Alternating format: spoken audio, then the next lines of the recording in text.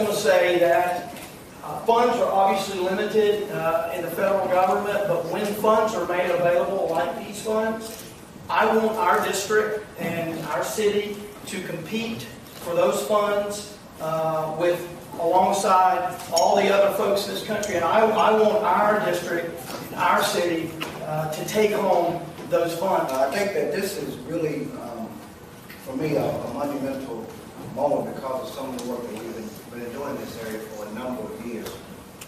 There's several initiatives going on. We have a 12th Street revitalization project that we're working on right now.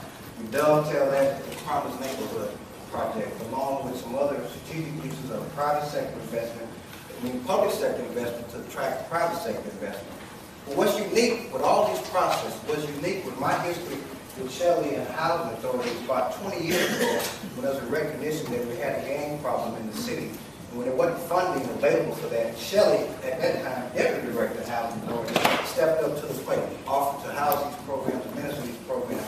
And that was critical, because before that money, tax was available, no one seemed to have any concern or desire for the young people who were faced with these problems. One other unique thing to our revitalization project, our 12th Street Corridor Revitalization Project, it encompasses a brand new empowerment center by BCD, $5 million facility. It's going to help work on addressing some of the social ills in our community. $11 million Children's Interactive Library. We're going to have institutional anchors. A $9 million police substation that prior to us having this revitalization project was going to be a standalone substation. Well, the community said, no, we don't want to have just a standalone substation. We want to have some mixed uses because the substation and the substation alone at a major entry point in our community says the wrong thing about our community. So we're going to evolve that and have a maturation of that process and utilize that to rebuild this community. But what's most important, and hear me clearly, because we have infrastructure revitalization, but we have to have human capital revitalization. We have to revitalize, restore the people who live in this community so we don't have gentrification. So while we're pleased that we have money available to rebuild homes and houses and streets, we also want to have a commitment to rebuild the people who live in this community.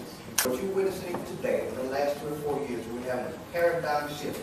We're going to address public safety through community building. So one of the things that we do know that in order for our children to have a better lifestyle, one of the things that we need to do is certainly improve our living environment, our schools, our neighborhoods, our whole community. And the thing that certainly I would like to say that made this grant so important was because of the partnerships that you have.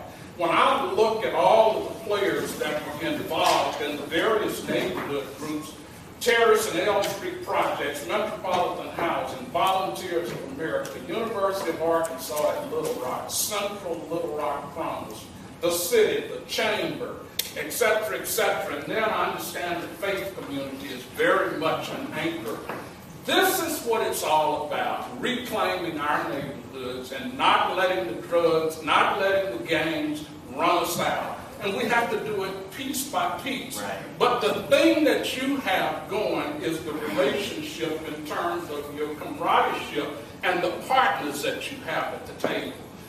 You have been on a path that has been for improvement, and that is what this is all about today, is improvement. But more than anything, the thing that I want to applaud is that it is through these efforts where you are connecting jobs, transportation, housing, the business community.